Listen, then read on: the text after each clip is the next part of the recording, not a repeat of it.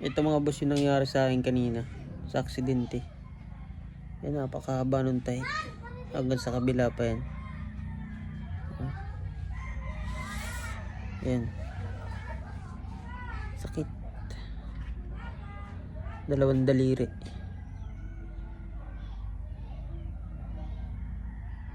Tapos sinabihan pa ako na wala daw silang pananagutan kasi wala naman daw kami pirmahan na kontrata na nag-drive ako sa kanila. Hindi naman ako may kasalanan kung bakit nangyari to. Magmamaniho sana ako.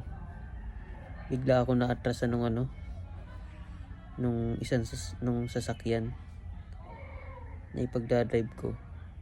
Kasi tinanggal yung handbrake. Nasa baba ako.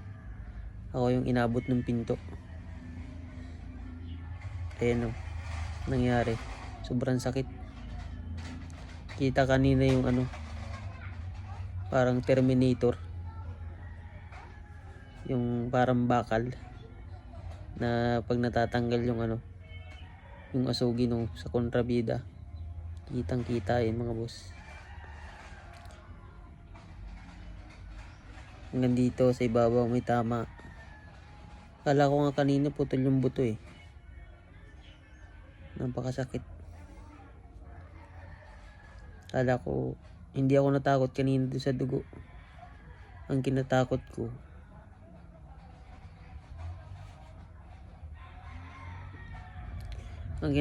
mga boss yung matanggalan ako ng daliri. Yun ang nakakalungkot, yung matanggalan ka ng isang parte sa iyong katawan. Buti na lang nung pagpa-x-ray ko wala naman damage yung buto. Kaso masyadong narugado yung balat hanggang sa laman. Sobrang sakit. Maraming dugo kanina.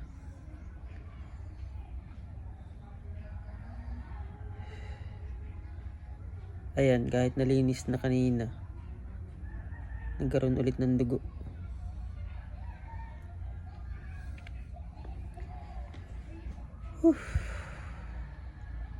Tatrabaho ka lang, magkakaganito pa pag di ka nga naman minamahal. So mga boss, pahinga muna ako. Sobrang sakit. Inuman ko muna ng pain reliever.